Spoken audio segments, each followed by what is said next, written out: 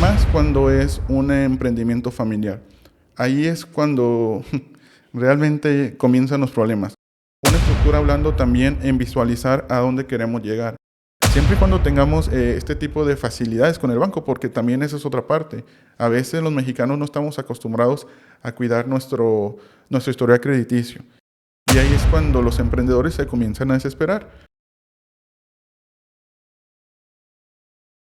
Bueno, pues muy buenos días, muy buenas tardes, muy buenas noches, en el horario en el que nos estén visualizando y nos estén escuchando. Bienvenidos al segundo episodio de Voces al Micrófono. Aquí tenemos nuestro invitado especial, nuestro maestro y consultor empresarial, Luis Alejandro Martínez. Entonces, nuestro segundo invitado, y la verdad para mí un gusto y un honor también que esté aquí con nosotros. Bienvenido. Muchas gracias, Alejandro. De hecho, el honor es nuestro. Gracias, gracias. Pues platíquenos un poquito más de lo que es, pues ahora sí, la rama a la que usted se dedica. Fue lo que le inspiró a dedicarse a una profesión que realmente, pues, muy matizada, muy llena de colores, muy llena de muchas áreas de oportunidad, sin duda alguna, en muchas empresas, en muchos negocios. Ya ahorita más adelante vamos a ir platicando. Tengo unas preguntas muy específicas por ahí que nos gustaría que nos pudiera disipar, pero adelante.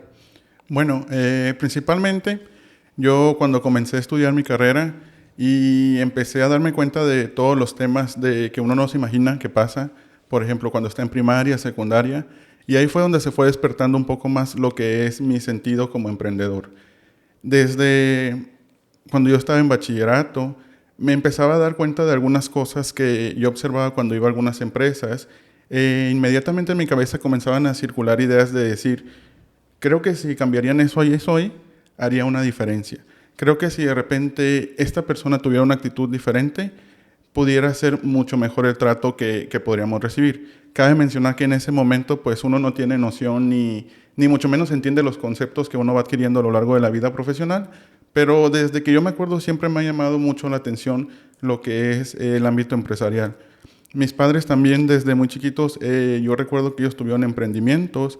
Desde que yo tenía alrededor desde los 5, 6, 7 años, yo comenzaba a trabajar con ellos. Bueno, a trabajar porque Sí. era parte del apoyo, ¿verdad? Pero a trabajar con ellos. Ellos hace alrededor como de unos 20 años comenzaron una empresa aquí en Vallarta, de Cofiesta, que se dedicaban a realizar eventos, a la renta de brincolines, decoración con globos y un sinfín de cosas enfocadas a la organización de eventos. Desde que yo tengo memoria, mi mamá siempre me decía, ven hijo, acompáñame. Sí. Y estaba todo el sábado con ella. Ella era la que decoraba, mientras mi papá era el que veía lo de la parte del sonido, las luces y el brincolín y los payasos. Entonces, desde siempre que yo acompañaba a mi mamá, ella me decía, mira, haz esto, ayúdame con esto, carga esto, infla los globos. Y al final de cada sábado recuerdo que ella me decía, ten, me daba algo simbólico. Y eso era lo que a mí me gustaba, porque yo me empecé a dar cuenta desde que yo era joven, desde que era pequeño inclusive, que a través de un trabajo, a través de estar dedicándole tiempo a algo, pues iba a tener sus retribuciones. Cabe mencionar que lo que me daba pues era algo simbólico, ¿verdad? Pero para mí en ese momento era muy satisfactorio el hecho de decir, traigo 50 pesos. Si se me antoja algo de la tienda, pues yo ya puedo ir a comprármelo. Sí. De repente, conforme fui creciendo, ya no eran 50 pesos, ya eran a lo mejor 100, 150, pero el punto es que desde ese momento yo me empecé a dar cuenta que el hecho de tener una empresa y convivir con una empresa te daba ciertos beneficios. Al final del día lo que yo compraba eran dulces o sí. Después, posteriormente, ropa, pero eso era algo que yo sentía en lo personal gratificante porque decía, bueno, no le tengo que pedir a mis papás. Claro. Entonces, desde pequeño yo tuve como que esa inclinación siempre a por acá es el camino. El hecho de tener una empresa te va a ayudar un poquito más a tener una solvencia económica, a que tus ingresos fueran más variables, a tener múltiples líneas de ingreso, porque bueno, al final del día, trabajar para una empresa también está bien, porque si no hubiera personas que les gustara trabajar en una empresa, pues las empresas no tuvieran ese éxito que tienen, ¿verdad? Sí. Pero sin embargo, lo que yo he aprendido es que a través de las empresas es como se puede generar como ingresos sin un tope. ¿Y a qué me refiero sin un tope? A no nada más esperar como que cada quincena el hecho de recibir tu sueldo. Sí. Pues la verdad, pues ahora sí que como dijeron por ahí, la cultura del trabajo duro, ¿no? Sí, sí, así es. Entonces, desde 8 o 9 años, pues siempre me han acostumbrado a trabajar. Siempre me han acostumbrado a trabajar. Bueno, seguí estudiando, pasé el bachillerato y fue cuando, pues como todo mundo, no sabíamos qué estudiar. No sabíamos qué estudiar y comencé a ver diferentes programas. Dentro de lo que más me llamó la atención fue una carrera, que fue la que yo estudié. Yo soy licenciado en Comercio Internacional. La verdad hay muchas cosas que en mi carrera que no he puesto en práctica porque no es algo que me llama la atención, pero lo que yo siempre supe desde casi el primer día que tuve la materia de mercadotecnia fue el hecho de decir, esto sí me gusta. Ok. Fue ahí en el momento, porque esa es una pregunta que también tenía. Muchas de las veces, pues el saber que es un consultor empresarial, porque hay pseudo personas, pseudo profesionistas que se acercan con una persona y debes hacer esto, debes hacer aquello. Pero entonces usted en lo particular fue como el detonante de decir, quiero ser un consultor empresarial a partir de esa experiencia que estuvo viviendo en su infancia y el saber que pues la cultura del trabajo duro también es remunerante en un tema económico. Sí, porque bueno, ahorita cuando uno ya está grande y ya comienza a observar el mundo de una manera diferente, sí es cuando hago como un examen de conciencia y digo, yo creo que si mis papás hubieran hecho esto, a lo mejor les hubiera ido un poco mejor. Y también me pongo a pensar en cosas, por ejemplo, como lo que le mencionaba, que todo el tiempo, bueno, no todo el tiempo, pero sí constantemente, de hecho, algunas de mis parejas me dicen, ya deja de pensar, enfócate en comer lo que estás comiendo, o ve al cine y ve la película, pero pues uno, así como los doctores no dejan de decirte, cuídate porque te vas a enfermar, o no deja de decirte, no hagas esto porque vas a tener esto, pues así siento yo igual. Okay. Voy a una empresa y me es un poco fácil comenzar a analizar cosas que a lo mejor otra persona no lo haría. Entonces, por ese lado, me comencé a dar cuenta, y más en un puerto aquí como Vallarta, que es una ciudad que está en constante crecimiento, y que de hecho si volteamos a ver apenas hace 10, 15 años, pues no es nada del puerto que era hoy en día de lo que podemos observar. Así como ha ido creciendo la ciudad, también me he dado cuenta que poco a poco, gracias a diferentes factores y a esta misma cultura que estamos hablando del trabajo fuerte, hay más emprendimientos. Constantemente podemos observar que hay más cafeterías, hay más barberías, y que este tipo de industrias va en crecimiento. Desafortunadamente, no son muchos los que pasan ese ciclo de crecimiento y se logran consolidar como una empresa. El hecho de pasar de un emprendimiento a una empresa más estructurada.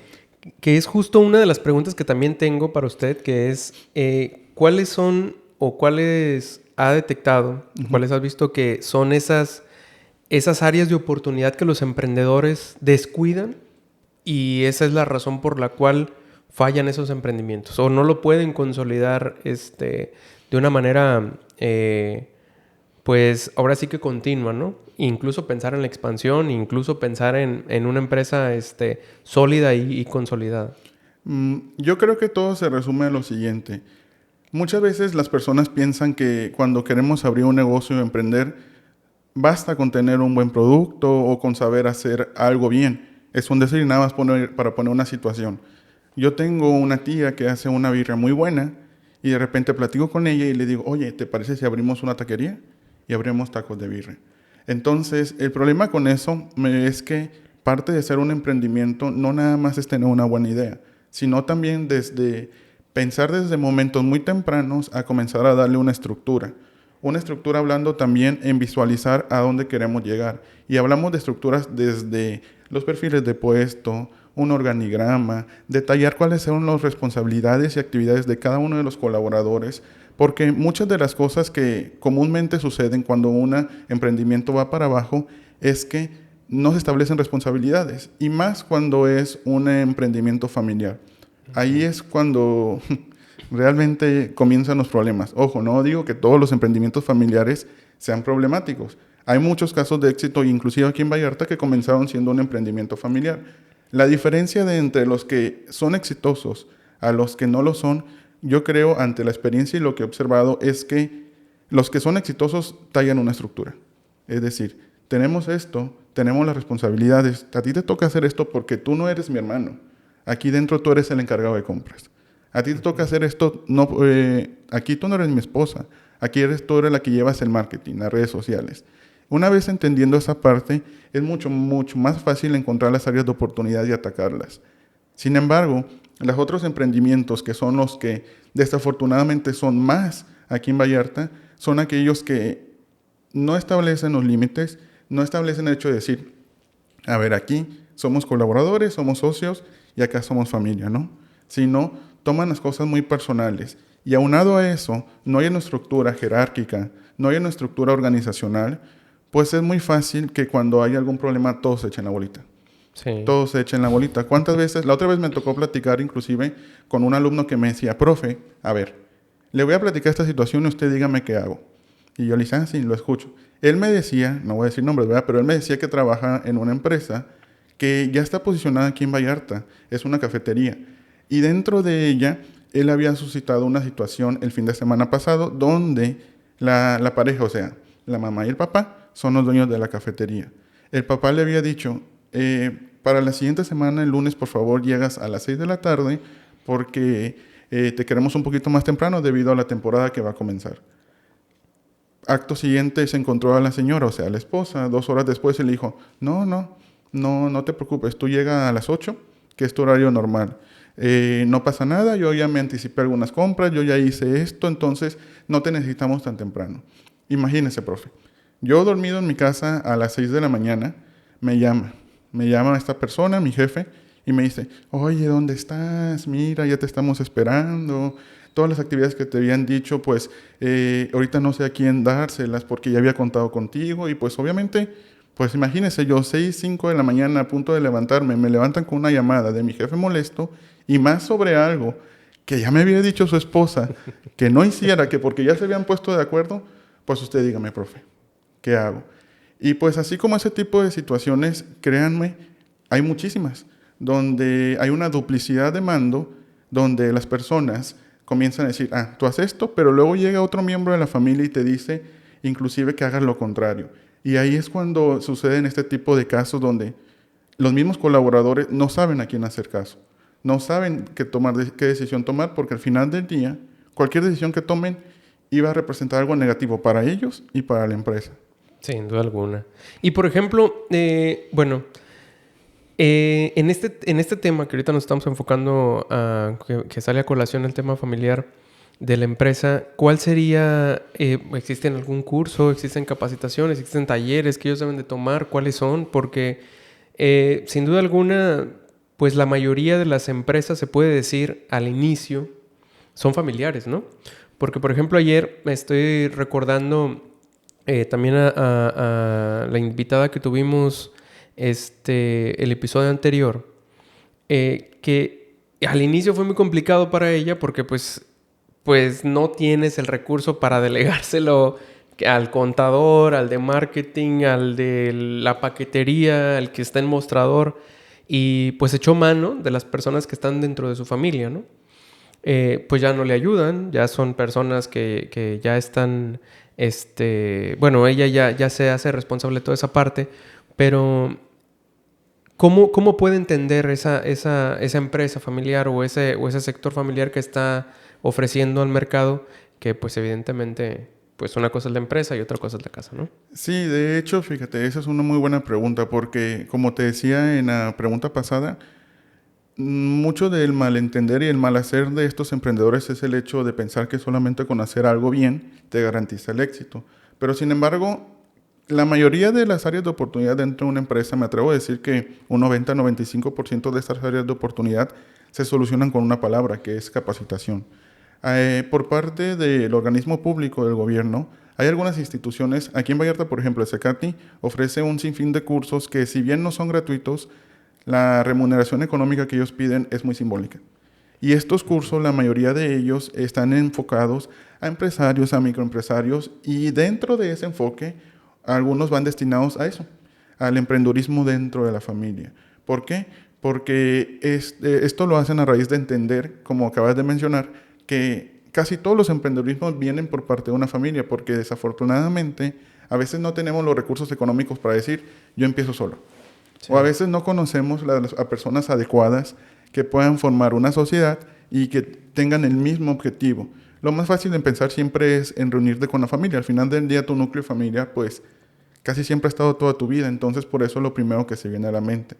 Eso es por parte de organismos públicos. El Zacate es una muy buena opción para aquellas personas que no tienen a veces recurso económico disponible de momento, pero quieren y tienen la iniciativa de capacitarse. Por otro lado, existen diferentes agencias y consultores como yo que nos dedicamos a dar cursos enfocados inclusive a las necesidades que tiene esa persona. ¿Qué tipo de necesidades? Por ejemplo, hacer un plan de negocios. Eso es algo que, si bien lo que nosotros, las personas como nosotros que estamos en este medio, escuchamos constantemente, pero la realidad es que en la práctica no es así. ¿Cuántas veces nosotros podemos acercarnos con un emprendedor y decir, oye, mira, es que ya voy a comenzar, tenemos un amigo que te dice, ya voy a abrir una cafetería, ya voy a abrir un bar, Sí. pero ¿cuántas veces, de esas situaciones le dices, oye, ¿y tu plan de negocios? Y la respuesta es, ¿cómo? Y la respuesta es, pues es que yo tengo destinado tanto para invertir y la otra vez estaba calculando y estaba viendo en Mercado Libre cuánto me cuestan las cosas y ya sé que con eso lo voy a hacer. Entonces, ese tipo de respuestas dan pie a pensar que las personas no dimensionan lo que es tener un emprendimiento. Es muy fácil pensar el hecho de que pase por nuestra mente, es una inversión inicial y ya. Sí. Es una inversión inicial, ya voy a poner a operar mi empresa, mi emprendimiento y sobre la marcha veo. Eso es algo que desafortunadamente muchos mexicanos pensamos y decir, sobre la marcha vemos. Pero, ¿qué tiene de negatividad este tipo de pensamientos? Pues el hecho de enfrentarnos con un sinfín de cosas al momento de ya estar ejecutando el emprendimiento que no considerábamos, que ni siquiera pasaba por nuestra mente que eso iba a suceder de esta manera. Te pongo una situación. Decido yo emprender algo, volvemos al mismo tema de la taquería de birria con mi tía. ¿Cuánto me cuesta una parrilla? ¿Cuánto me cuesta un comal? ¿Cuánto me cuestan las mesas? ¿Adecuar un local? 100,000 pesos. Hago yo mi cochinito junto con mi tía, mi familia y llegamos a los 100,000 pesos. Pero al momento de poner en marcha ya tu emprendimiento te vas dando cuenta que de repente hay cosas que no consideramos. El hecho de todo el proceso de sacar una licencia, el hecho de los permisos, el hecho de la inversión que se necesita para rentar ese local, cuando te piden de anticipo en algunos casos, el mes de depósito. Y en un porcentaje muy alto de estas situaciones, el emprendedor se queda sin dinero. Y en ese momento es cuando tiene que tomar una decisión y decir, oye, pues pongo pausa al sueño que he estado desarrollando por meses inclusive, o tenemos una opción, que la otra opción sería ¿qué? Endeudarte. Sacar un crédito, pedir un préstamo, buscar de alguna manera conseguir este tipo de recurso económico que nos hace falta para poder empezar nuestro negocio. Y caes en un bucle ahí, ¿no? Exactamente. Sí. Eso yo creo que sería uno de los principales áreas de oportunidad que tenemos los emprendedores y más aquí en México. El hecho de decir, yo sé que es que ya llegué hasta este motivo, ya llegué hasta este peldaño, ya me falta muy poquito para abrir el negocio. Ni modo que por 30,000 pesos me detenga. Saco un crédito bancario, siempre y cuando tengamos este tipo de facilidades con el banco, porque también esa es otra parte. Sí. A veces los mexicanos no estamos acostumbrados a cuidar nuestro historial crediticio. Y eso hace que las posibilidades que tengamos para adquirir algún tipo de préstamo o de inversión sean más reducidas. Y estas pocas que te quedan, la mayoría tienen una característica principal, que el interés es muy alto. El interés es muy alto. Entonces, me faltan 30,000 pesos, los pido prestado a alguien que presta, que pide el 10% mensual. Entonces, ya voy a poner en marcha mi empresa, ya y después volvemos a lo mismo. Veré qué voy a hacer, ya Dios dirá. Y está bien, pero llega el momento, el día 1, cuando empiezas a operar tu emprendimiento. Y ojo, no es lo mismo operar un emprendimiento en 3 diferentes situaciones. La primera, donde hiciste tu plan de negocio, donde el dinero que tenías destinado para la inversión inicial te alcanzó y aparte tú tienes esos meses presupuestados de colchón para decir, a lo mejor en estos 3, 4, 5, 6, 7 meses no voy a tener el ingreso que yo estoy destinado a tener en mi punto de equilibrio. Pero sin embargo, lo estoy previendo para que tenga un colchón y no me vea yo con la necesidad o de reducir horario o de no pagarle a mis colaboradores o de bajar la calidad, sino seguir con eso. Esa es la primera situación que ante mi punto de vista es lo que ojalá todo el mundo tuviéramos esa oportunidad, porque le damos pie a que el emprendimiento vaya creciendo de manera orgánica, porque tenemos esos meses de respaldo que cualquier cosa podemos hacer uso de ese dinero. Esa es la primera situación. La segunda situación es decir, me alcanzó el dinero, toda la inversión inicial que tenía se destinó para eso, voy a empezar el negocio sin ninguna deuda.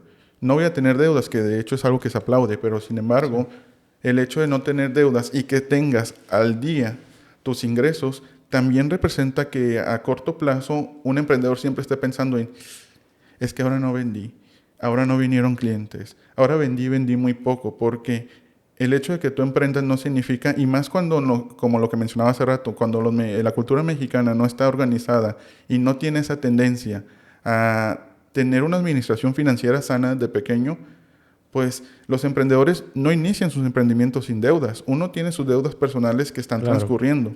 Y a veces el tiempo de nuestro emprendimiento no nos da para poder tener un trabajo. O sea, tener la mitad del día ocupado en mi trabajo y la otra mitad del día ocupado en mi emprendimiento. Ahí es cuando tomamos la decisión de decir, dejo mi trabajo. Sí. Los ingresos disminuyen, los egresos no disminuyen, al contrario, y ahí es cuando los emprendedores se comienzan a desesperar, porque ellos quieren que desde el primer día uno sus emprendimientos empiezan a tener los ingresos. Esa es la segunda situación, donde yo lo pondría como a un nivel neutro. La balanza, comenzaríamos desde una situación donde no debemos, pero no tenemos un colchón. Okay. La otra parte, que es la que platicaba hace rato, es cuando comenzamos con deuda. Ahí difícilmente vamos a tener un grado más alto de éxito. Okay. Y no porque nos vaya a ir mal, porque tengamos un mal producto, o porque nuestro servicio sea malo, o porque estemos ubicados en una zona pésima, no. A lo mejor tenemos un buen producto, el servicio es muy bueno, y tenemos una buena ubicación. Pero, ¿qué es lo que comienza a hacer que los emprendedores se desesperen? El hecho de que tengan que pagar cuentas y no tengan dinero para pagarlas. Y ahí comienza el inicio del fin. Que es muchas de las veces la parte en donde existe pues se cerró y empiezan a vender el poco o mucho almacén que tenían las personas, ¿no? Que lo he visto muchas de las veces, por ejemplo, en restaurantes, en donde, ¿sabes qué? Pues se traspasa y te vendo mi equipo, te vendo mis cocinas, te vendo mis mesas, sillas y todo lo demás. Pero esa parte, sí, muy cierta. Y, por ejemplo, yo lo estaba escuchando ahorita y ya me mentalicé como en la mente de alguna persona que quiera emprender y diga, no, pues caray, yo creo que me voy a aventar otros 6 meses más a aplazarlo porque se ve que son muchas cosas.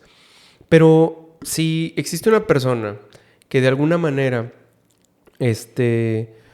pues tiene muy bien identificada el área de oportunidad o el mercado al que quiere llegar, el pilar, así, de lo que nos acaba de comentar ahorita, entonces el pilar sería el estudio de mercado, el programa, pues ahora sí que el plan de negocios. La planeación, el plan de negocios.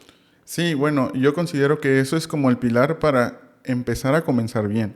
Ya después, cuando el emprendimiento está estructurado y empezamos las operaciones, ahí es cuando de repente también nos ponemos a pensar en cuestiones mercadológicas, que de hecho en el plan de negocio también se ve. El hecho de tener bien en claro tu mercado meta hace que la toma de decisiones sea mucho más fácil hacerlas. ¿Por qué? Porque siempre se hace desde un inicio pensando en las personas que te van a comprar. Sí. Otro de los errores muy comunes que tienen los emprendedores es decir, si a mí me gusta, a todos les va a gustar. O con que me guste a mí, se va a vender. Esas son unas frases que pensamos y que pensamos constantemente. Pero la realidad del caso es que ya en la práctica no es así. ¿Por qué? Porque volvemos a lo mismo de segmentar tu mercado meta. Sí.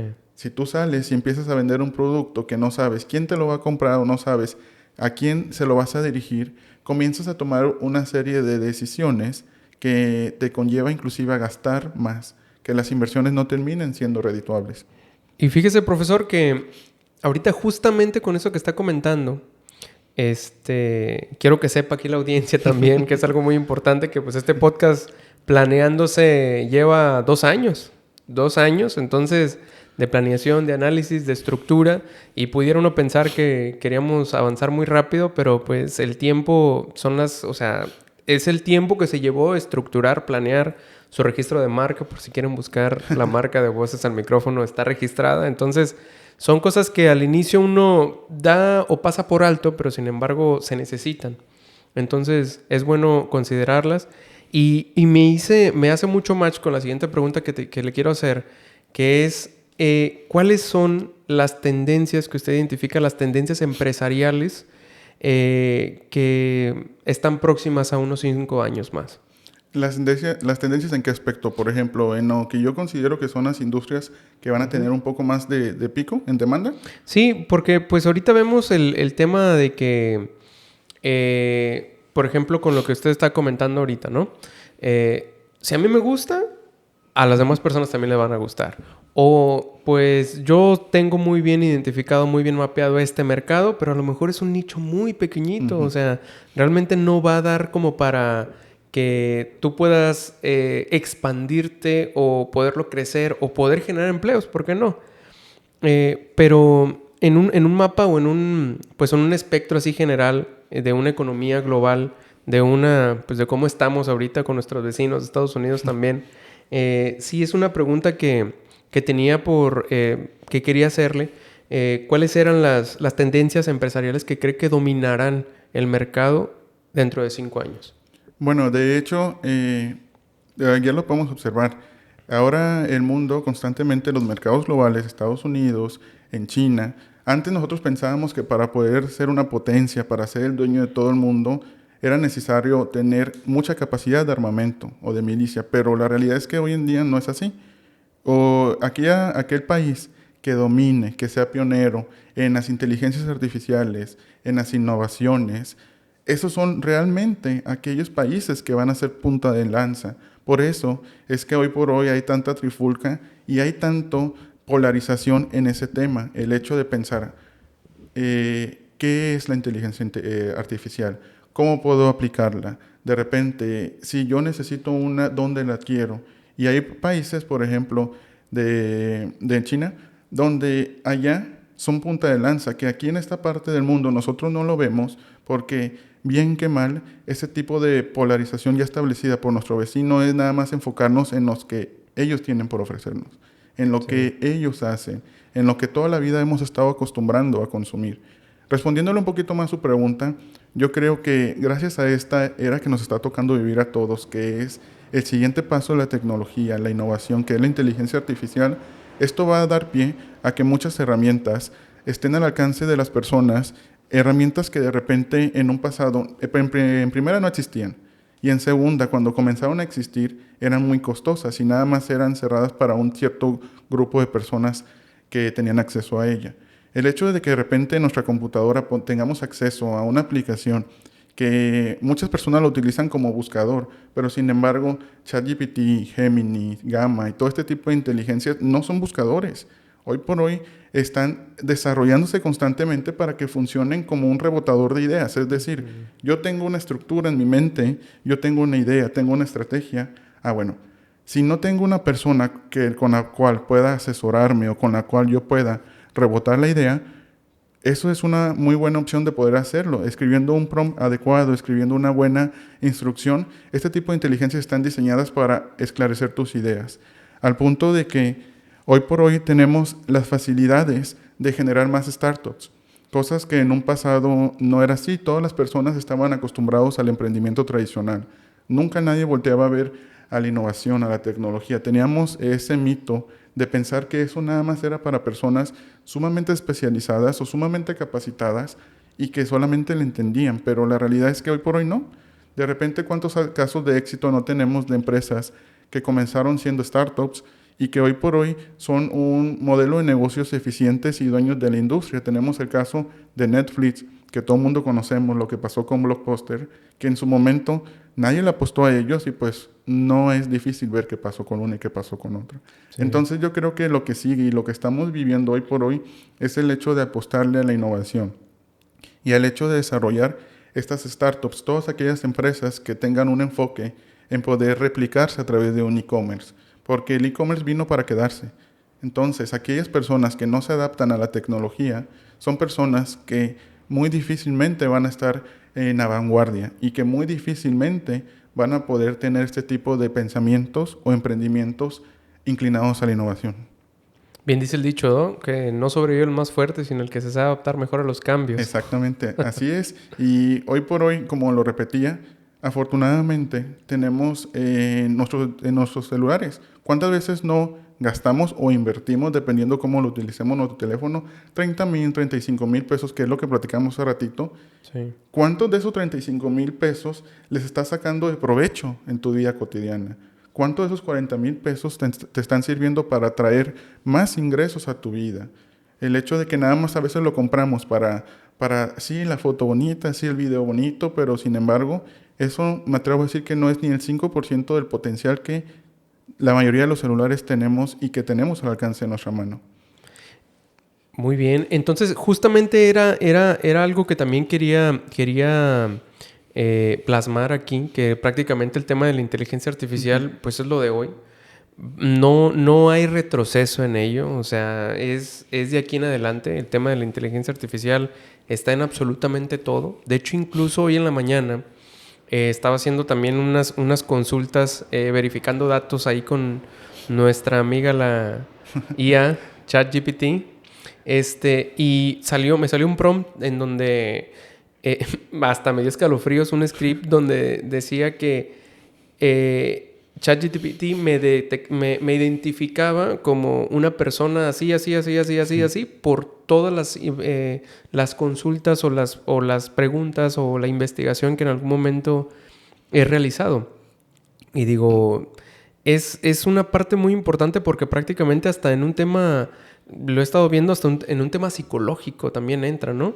Y uno pudiera pensar que que te apoya solamente como en un tema de consulta, sin embargo, pues en un tema hasta psicológico, en un tema médico, en un tema, o sea, varias industrias que no solamente es la del e-commerce, sino que pues hasta la profesional, una industria profesional, en el sentido donde uno pudiera pensar que debes de estar, pues sí, identificado con un profesionista ante cualquier rama de la salud. Eso no, eso no hay que dejarlo de hacer nunca. Sin embargo, pues sí es como muy, pues yo no quisiera decir preocupante, pero muy asombroso. Sí, asombroso. La verdad que tengamos esa herramienta a la orden del día. Entonces, ¿usted considera que ChatGPT en los negocios, bueno, para no sectorizar una marca en específico, las inteligencias artificiales en las empresas, en los emprendimientos, hasta dónde pudiera uno empezar a decir, pues puedo a lo mejor quizás no ahorrarme un salario, quizás no ahorrarme una contratación, pero apoyarme sí hasta dónde y sí hasta dónde no, mejor consultar a un profesionista o un experto en el área para que ese emprendimiento sea exitoso, ¿no? Al punto en el que estamos ahorita, ¿no? Porque muchas personas sí pudieran creer que con la CIA ahorita sí podemos ayudarnos para todo, sí es un muy buen soporte.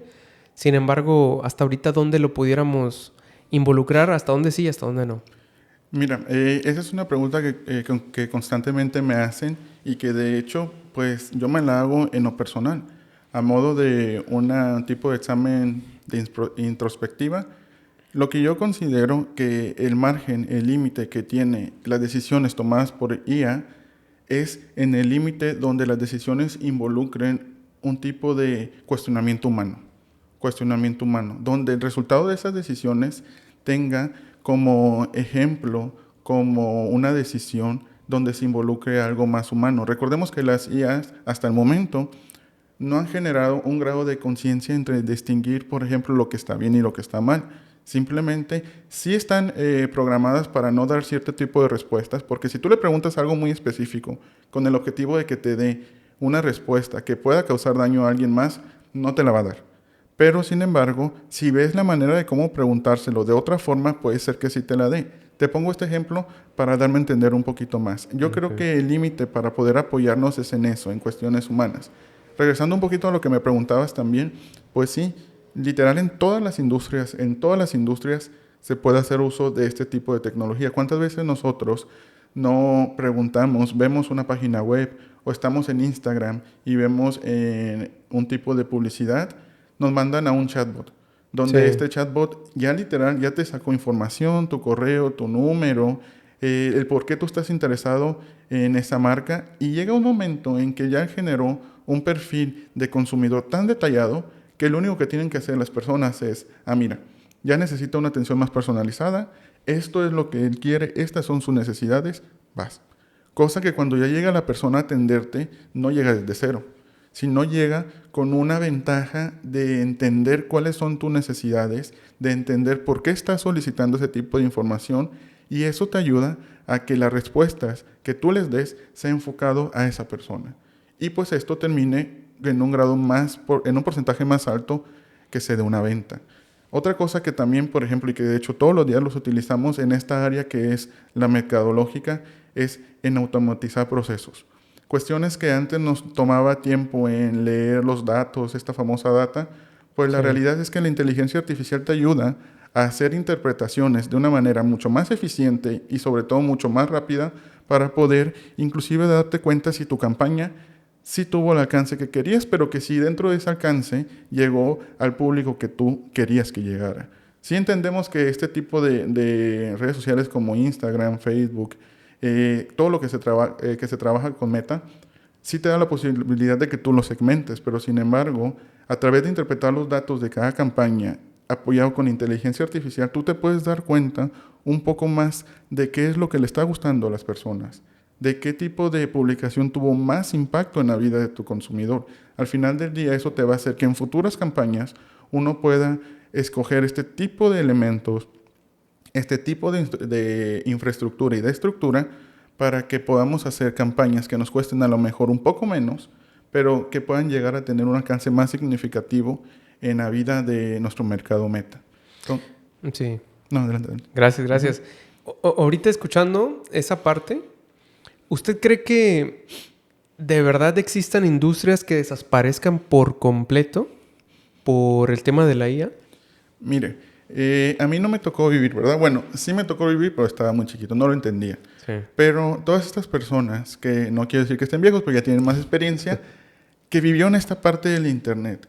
El Internet ya ha existido desde un poco antes de los 90, pero para tenerlo a nuestro alcance fue en la época del 95, 2000, que fue que todo mundo podemos tener un poco más el acceso a Internet. Y esa pregunta se lo hacían también. El Internet, el hecho de que tú en tu computadora tengas la facilidad de consultar miles de libros que antes, digo, a mí no me tocó, pero sin embargo lo hemos visto en series y en películas, hasta en plática con nuestros abuelos, decir que si querías tú algo de información, ¿qué es lo que tenías que hacer? Pues ir a una biblioteca. Sí. Comprar de repente este tipo de enciclopedias que te pasaban a vender a tu casa. Sí, a mí me tocó que mi papá nos compró 2 de esas, de las personas que iban casa por casa. Exactamente, y eso en su momento era una buena práctica porque si tenías alguna duda de algo, ¿qué es lo que hacían? A ver, hijo, ve y busca ahí en la enciclopedia. Y vas a ir a la enciclopedia en el tomo que uno, en tal capítulo, ahí te decía la respuesta. Sí. ¿Qué pasó con los libros? ¿Qué pasó con las librerías? ¿Qué pasó con este tipo de industria que se dedicaba?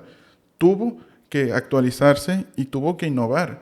Cuando pasó el Internet, no es que desaparecieran las librerías, no es que la venta de libros ya no fuera un negocio. De hecho, hoy por hoy, la venta de libros me atrevo a decir que tuvo un impulso mucho más grande a través de los ebooks. Uh-huh. ¿Cuánto no nos están ahorrando esa industria en la producción y en la fabricación de libros? Antes lo que tú necesitabas era, pues sí, tener el libro, tener el bosquejo ya terminado, autorizado, y ¿qué es lo que tenías que hacer? Mandarlo a imprimir.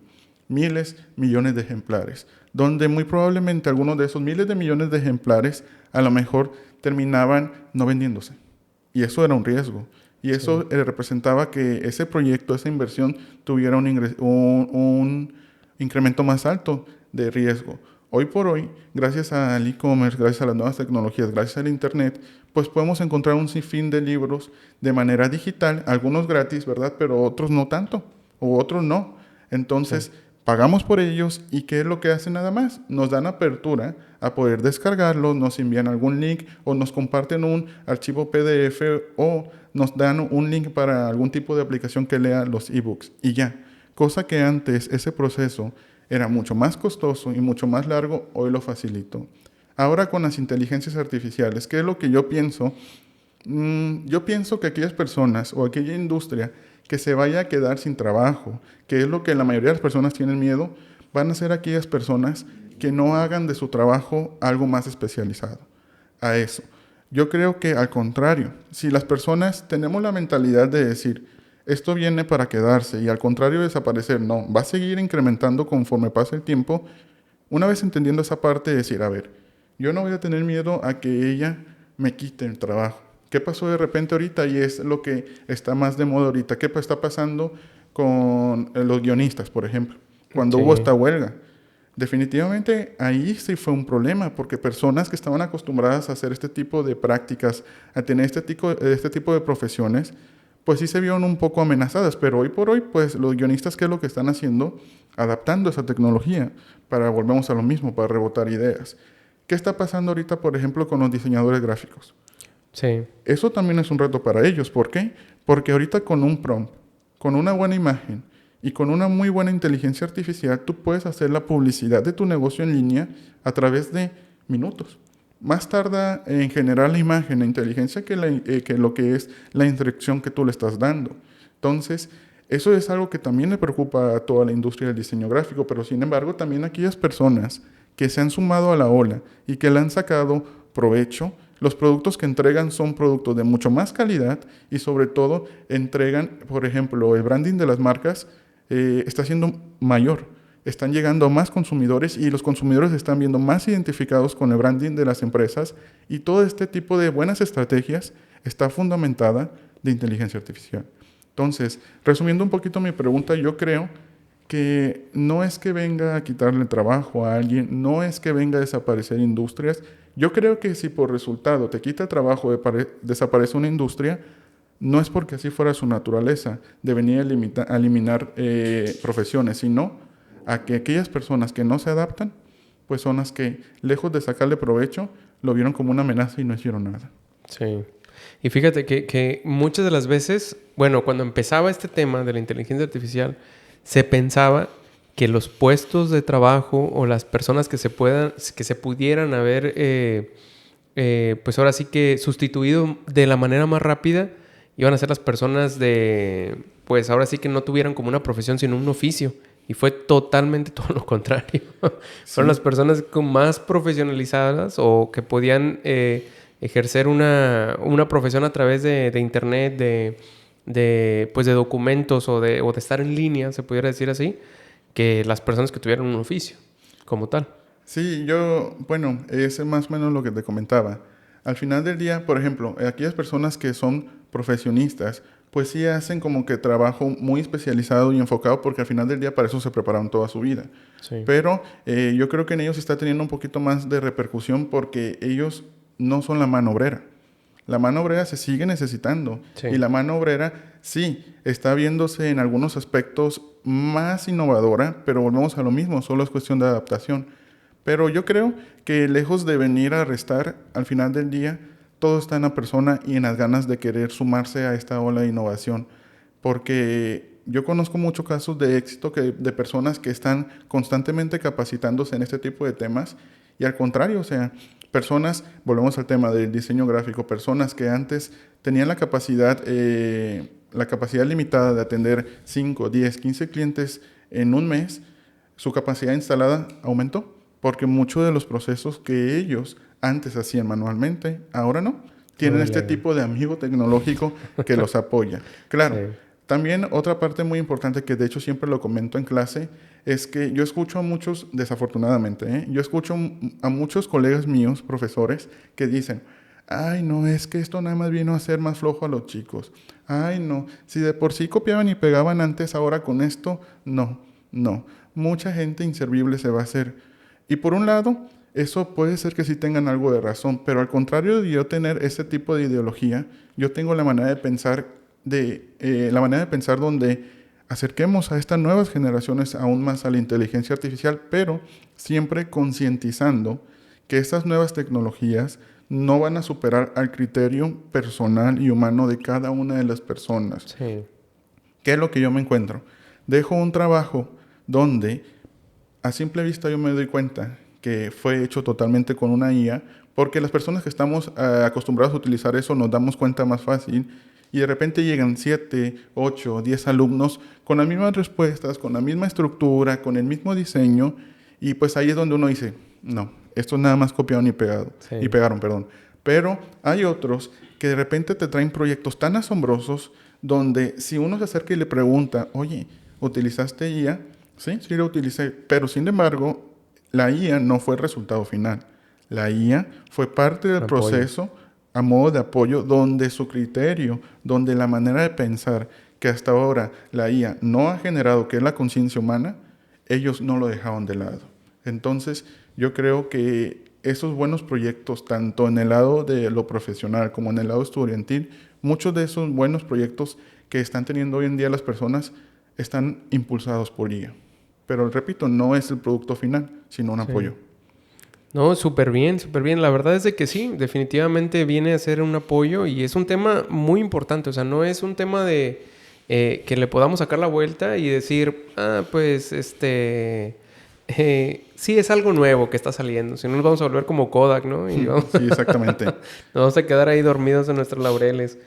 Ok, profesor, y por ejemplo, otra pregunta que me gustaría hacerle, igual para que la audiencia pudiera darse una idea cuando quisiera emprender. No vamos a poner el ejemplo a nadie. Me gustaría Ok. preguntarle a usted. Usted, si va a emprender o si vas a realizar un proyecto desde cero, ¿cuáles serían los 3 principales perfiles a los cuales contratarías en cuanto hubiera una posibilidad? Estamos hablando del proceso de reclutamiento, ¿verdad? Para los Así es. colaboradores. Así es. Ok, yo creo que depende mucho del emprendimiento que yo vaya a hacer, si estamos hablando de habilidades técnicas, pero para serles sincero, la realidad es que, por lo menos yo en lo personal, no me enfoco tanto, depende del puesto, pero no me enfoco tanto en las habilidades técnicas, sino me enfoco más en lo que son las habilidades sociales. En estas tipos de habilidades blandas que conocemos, habilidades directivas, donde podemos realmente darnos cuenta de la productividad de las personas, de la inteligencia emocional, de repente de cómo gestionan sus emociones ante algunos tipos de situaciones que involucren conflicto o que involucren presión. Entonces, en lo personal, lo que a mí me gusta hacer es darle la oportunidad a las personas que yo veo que su perfil, hablando de inteligencia emocional y hablando de habilidades blandas, se ve un poquito más desarrollado. En pocas palabras, aquellas personas que uno detecta a través del proceso de reclutamiento que sí tienen las ganas de trabajar, que sí tienen las ganas de venir a sumar ideas, porque por experiencia lo he dicho, de nada sirve tener una persona que sea la mejor haciendo las cosas si ella no tiene la facilidad de poder transmitir una idea, si ella no tiene la facilidad de por lo menos querer tener una iniciativa de trabajar en equipo donde esa persona le cueste mucho trabajo inclusive establecer una conversación. Yo he tenido, al contrario, muchas personas que no tienen esas habilidades desarrolladas, pero sin embargo tienen las ganas de querer desarrollarlas. Pero si tenemos personas que son muy buenas haciendo lo que hacen, pero le faltan ese tipo de habilidades, creo que es una apuesta un poquito más arriesgada, porque es mucho más fácil enseñar y capacitar más en cuestiones operativas, más en cuestiones técnicas, que venir a enseñarle a una persona que no tiene las ganas de cómo se trabaja en equipo, que no se tienen las ganas de tener una relación sana, que yo siempre es lo que comento, no vienes aquí a ser amigos, no vienes aquí a sacar, no sé, de repente el amor de tu vida, pero sin embargo, sí vienes aquí a convivir en una sociedad y que el hecho de cómo tú te desempeñes dentro de esa sociedad, tu trabajo va a tener una repercusión ante los demás. Ya de ti depende si esa repercusión es positiva o negativa. Como resultado, si después encuentras el amor de tu vida ahí en el trabajo, ¿verdad? O si después te haces a tu mejor amigo, pues ese es el resultado de un buen ambiente laboral dentro de la organización. Fíjese que esa parte es muy buena y es una visión muy interesante porque cuántas de las veces una persona quiere... Habemos personas para todo, ¿no? A lo mejor y esa persona no está dedicada directamente a emprender, pero puede ser una persona que le gusta trabajar, quiere formar parte de una empresa, quiere hacer, pues ahora sí, echar raíces en la empresa y tener una estabilidad laboral. Pero pues es una persona que viene saliendo, no tiene un currículum muy sólido, que es muchas de las veces lo que también se le puede dificultar a la persona para poder entrar a algún lugar. Entonces, es muy buena la parte que ahorita nos comenta porque es, a ver, no todo es el currículum, entiendo. sino que también es esa habilidad blanda que puede tener la persona para entonces poderse desenvolver internamente en la empresa, ¿no? Porque pues a lo mejor ese currículum impresionante no tiene la manera de poder transmitir o hacer equipo y entonces ¿de qué sirve, no? Sí, bueno, ahí lo que tocas es un punto muy importante, el hecho de que a veces cuando uno, y más cuando uno va saliendo de la carrera, por ejemplo, cuando estamos recién egresados de una licenciatura es cuando nos cuesta un poquito más de trabajo comenzar en el mundo profesional, siempre y cuando nosotros no hemos tenido un acercamiento previo. Entonces, lo que yo siempre recomiendo cuando me preguntan esto es que dentro de tus posibilidades y dentro de tu tiempo y de tu estilo de vida, entre más pronto tengas un acercamiento al mundo laboral, es mucho mejor, porque esto te va a dar un poquito más de ventaja, hablando de tus habilidades en desarrollo, a aquella persona que no lo ha hecho aún. Vamos a poner un ejemplo. Yo tengo varios conocidos, varias personas, varios estudiantes que desde que tienen 15 años comienzan en el mundo laboral, que desde que tienen este lado de generar un criterio comienzan a decir, yo creo que por aquí va más o menos lo que a mí me gustaría hacer, porque eso es una realidad. Desde chiquito tenemos claro más o menos lo que nos gusta. A veces no lo tenemos bien definido porque no nos tomamos el tiempo de hacer una introspectiva. Pero si nosotros desde temprana edad pudiéramos dedicarles el tiempo de descubrirnos y qué es lo que a nosotros nos gustaría hacer, igual también apoyado este tipo de herramientas psicológicas que te orientan hacia un camino, eso es algo que entre más pronto lo descubramos, más fácil va a ser que tú a temprana edad, y a temprana edad hablo desde la juventud, ¿no? Obviamente desde la niñez, que además a temprana edad tú puedas empezar a desenvolverte en esa industria que tú piensas que te llama la atención, en ese trabajo que es el trabajo que a ti te gustaría hacer cuando seas grande. ¿Cuántas veces uno como maestro no puede darse cuenta de alumnos, que de hecho usted fue el caso, me gustaría recalcar, que antes de terminar la carrera ya tenía este camino Sí. trazado en la industria, en el tipo de profesión que le gustaría desempeñar? Y la culminación de la carrera fue nada más como la cerecita de decir, ya tengo mi título. Pero sin embargo, ese trazo ya estaba previamente caminado desde antes. Entonces, Sí. eso ayuda a que las personas cuando comiencen a desarrollarse y cuando empiecen a buscar y a desenvolverse, perdón, en la industria que ellos quieran, pues ya vayan con un camino trazado, con un camino avanzado, y eso por ende va a hacer que las habilidades que estamos hablando de manera natural ya estén un poquito más trabajadas. Sí, la verdad es de que es un apoyo muy, muy importante. Incluso ahorita, por ejemplo, en la maestría lo veo. Es muy, muy, muy diferente la pregunta que hace una persona que ya tiene algunos años en el medio a la persona que sale de la universidad y va a la maestría directamente, ¿no? O sea, no le saque ese juguito, dijéramos por ahí, de que el maestro se sienta incluso un poco más comprometido en saber que tiene que estudiar o prepararse más en la siguiente clase porque sabe el tipo de perfil de alumnos que ya tiene, ¿no? Que de hecho, perdón, esto sí es un reto, ¿eh? Y en esta parte que he tenido de desarrollo profesional dentro de los ámbitos educativos, sí es algo que no es una barrera, al contrario, es uno de los retos que en lo personal a mí me gusta que pasen, porque cuando te encuentras con grupos, con personas, con estudiantes que tú dices, a ver, si te están prestando atención y lo que te están preguntando, lo están preguntando ya con un objetivo determinado, es decir, no nada más lo hacen para sacar 10, no nada más entran para tener su asistencia, sino quieren sacar provecho a la persona que tienen enfrente y que tiene un grado de expertise que ellos a lo mejor no tienen tan desarrollado en ese momento. Sí. Y uno como maestro, en lo personal, sí es un reto, pero sin embargo es algo que te invita a estar tú generando un ambiente para que ese tipo de productividad se dé y que el objetivo de ese grupo se cumpla. Muy bien. Oiga, profesor, ¿y usted qué es lo que lo inspira a seguir asesorando, bueno, actualmente y en un futuro a las empresas? ¿Qué es lo que a usted lo inspira? La verdad lo que me inspira a mí en lo personal es como ya lo platiqué, el hecho de que me gusta mucho. Y cuando me hacen este tipo de preguntas, yo siempre lo comparo con la siguiente situación. Por ejemplo, yo no estudié medicina, claramente.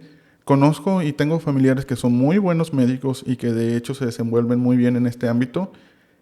Y ellos, dentro de lo que comparten, que es algo que les agrada bastante de su profesión, es decir, al final de una consulta, al final de una operación, decir, gracias doctor. Le Sí. agradezco por todo el apoyo que le hizo a mi familiar. Gracias, doctor. Le agradezco bastante por cómo me ayudó.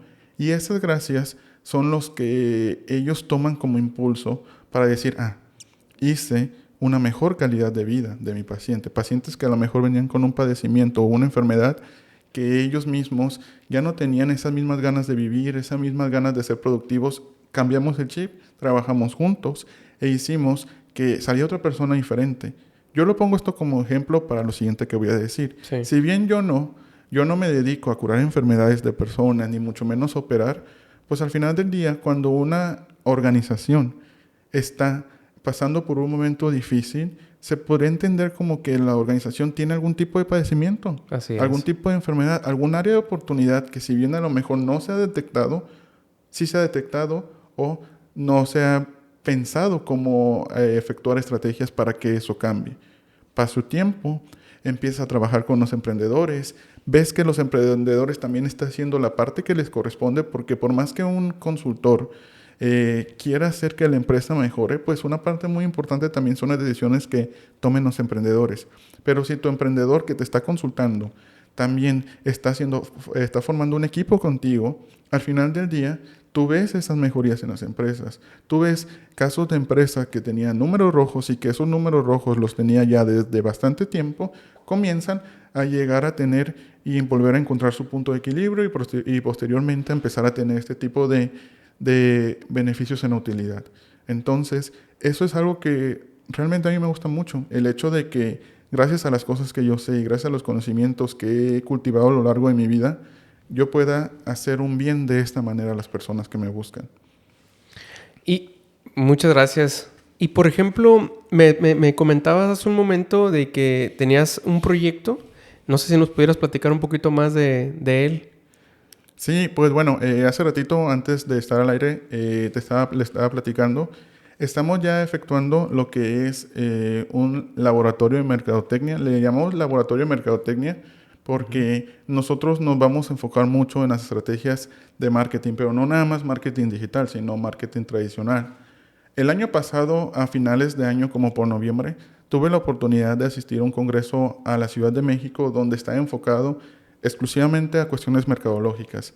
Se llama Mercado 2.0 y hubo muchos ponentes de empresas transnacionales que han efectuado estrategias sumamente buenas. Para nada más platicar un poco, ahí estaba el estratega principal de campañas publicitarias para Takis y estaba también el estratega principal de este tipo de campañas, como por ejemplo, todo el mundo recordamos del caso del error que pasó con Pedrito Solas y Hellmans. Sí. Él tuvimos la oportunidad de platicar con ese tipo de personas y la mayoría de ellos llegaban a una conclusión, llegaban a un enfoque de decir, sí, yo sé que la mercadotecnia digital es importante, yo sé que analizar estadísticas, gráficas, que analizar este tipo de datos es importante, pero sin embargo, algo que nos está pasando a todos los mercadólogos en mayoría es olvidar analizar a las personas.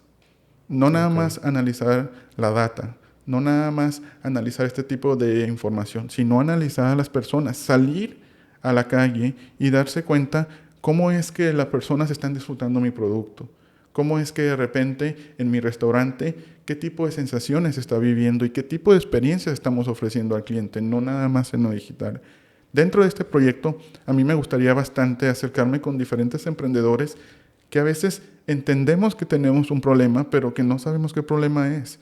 Lejos de la consultoría empresarial, que es la otra parte que te platicaba, en este proyecto lo estamos haciendo con todo el alma, con el principal objetivo de poder impulsar a los negocios y que ellos mismos se den cuenta de que existen diferentes estrategias, no nada más enfocadas en lo digital. Claro, sí, también incluimos dentro de esa estrategia integral lo digital, pero no nada más en eso, que ellos se den cuenta que existen estrategias para que su producto llegue a la persona adecuada, para que su producto tenga esta visibilidad ante los ojos de las personas que están dispuestas a comprarlo.